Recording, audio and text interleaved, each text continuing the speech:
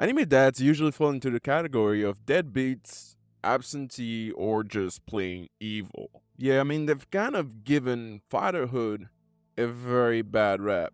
Most of the time, they're either non existent or basically never come back with that holy milk. But even with those also very low standards, we've got a new contender who's breaking all the boundaries of messed up parenting.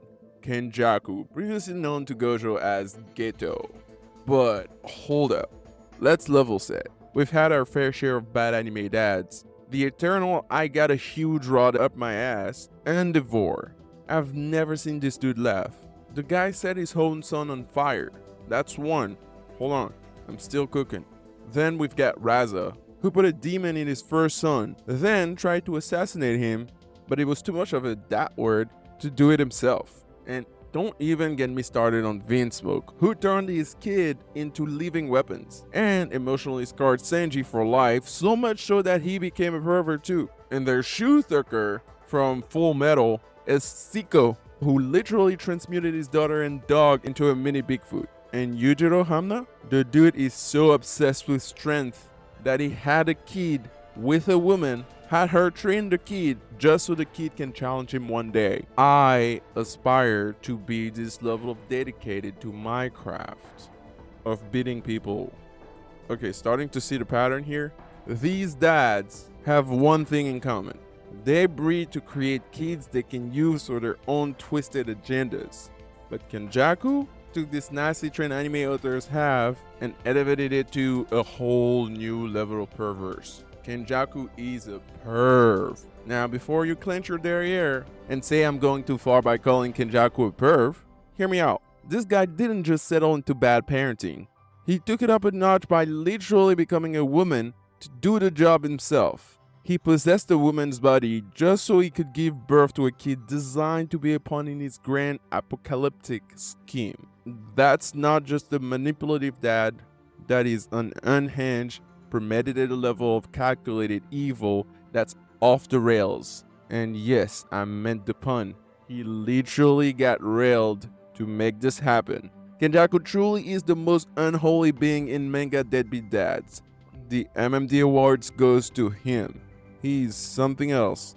He's a disturbing amalgamation of century-old cunning, manipulation, and a thirst for chaos that makes all other terrible anime dads look like playground bullies. We're talking about a guy who reinvents the very definition of evil parenting, because even after giving birth, you thought maybe he'd stick around, raise the kid, turn him into a true monster like Vinsmoke. No, he was gone like Gun's dad. He pulled a 1-2 combo anime dad.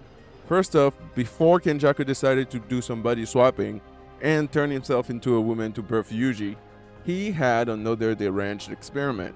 The guy bred with a woman capable of giving birth with mixed kids, and I'm not talking about light-skinned Gojo with curly hair and Mr. Steal Your Girl eyes, but some whole new level of messed up everyday, half human, half cursed people. And he proceeded to have 9 of them, and 9 abortions with this woman. Abortions.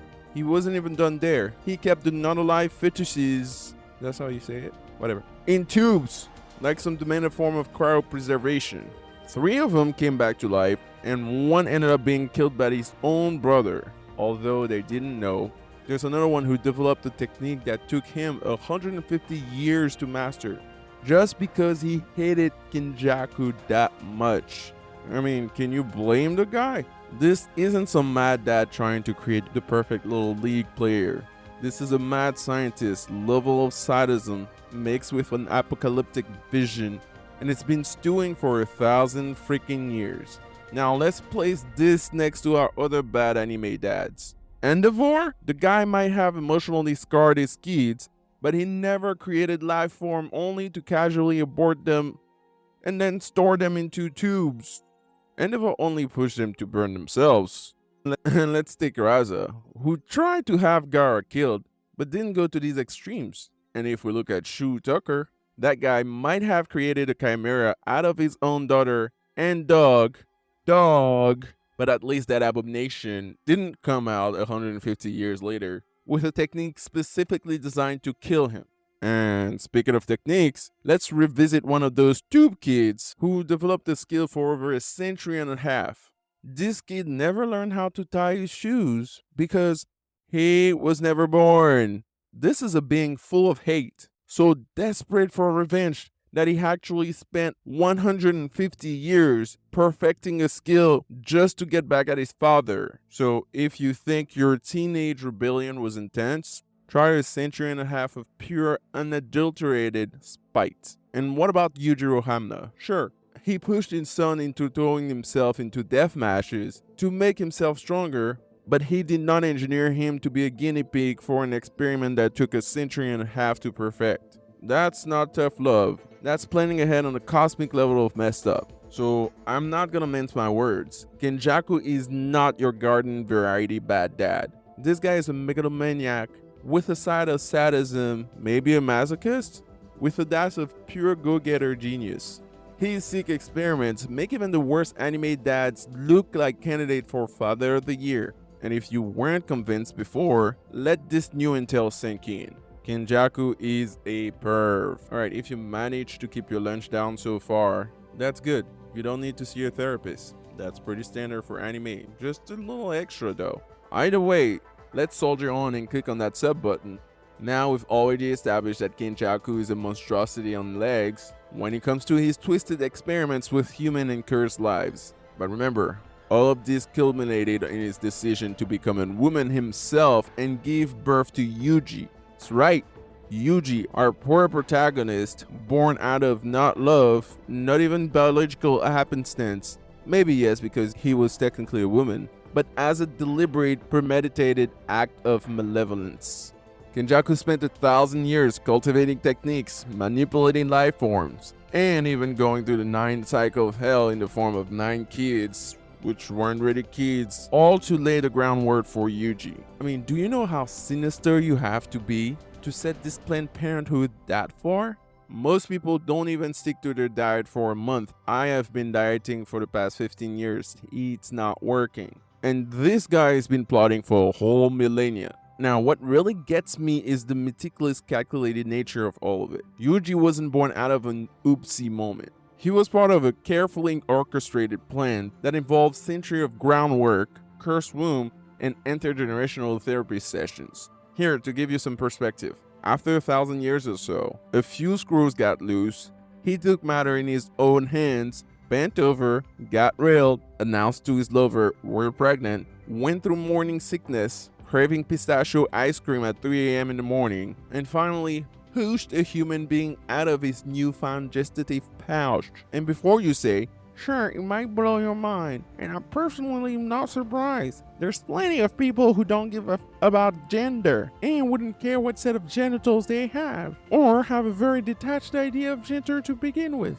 Maybe Kenjaku is that kind of person. He doesn't care about being a man, a woman, non-binary, whatever. Maybe it depends on whatever he wants to accomplish. When you live as long as Kenjaku, I think you might seek new experiences or just stop caring about sex genders in the first place. This is a sorcerer whose curse technique involves body hopping. I doubt he's very attached to the male body over the female body, blah blah blah."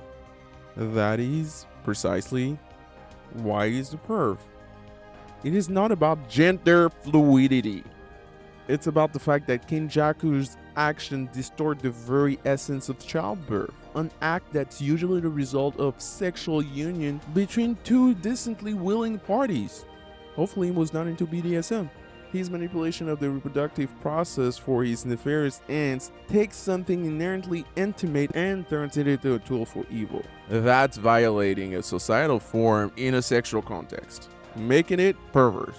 He's a perv. Even if we look at our rosters of terrible anime dads, none come close to this level of deviancy planning. Take Vince Smoke Judge. Sure, he turned his children into living weapons, but that was mostly an immediate goal, warp as it may be. Sure, he knew Vegapunk, who knew Kuma, and by extension Ivankov, so he could have done it too. But did he?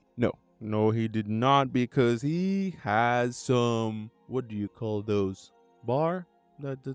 There's a bar, it's a standard, and it's very, very, very, very low for Kenjaku. Now I get it. bad dads in anime are a dime a dozen, and they make for good drama, excellent backstories, and even better memes. But Kenjaku is the final boss. He's the ultimate evil, the guy who makes all the other dads look like teddy bears. And if you've been sitting on the fence with this guy, maybe it's time to hop off and join the rest of us, because acknowledging Kenjaku for what he truly is, an aberration against the very concept of fatherhood and humanity, we might actually be able to crown him the evil dad of the year. And nobody is going to be making excuses for him or trying to rationalize his actions, because, say it with me, he's a perv. Now just remember, this is a guy who wins the Olympics of terrible dads. He's a deadbeat, in addition to be a perv. So he wouldn't even need to cheat, because after all, he's been training for 1,000 years.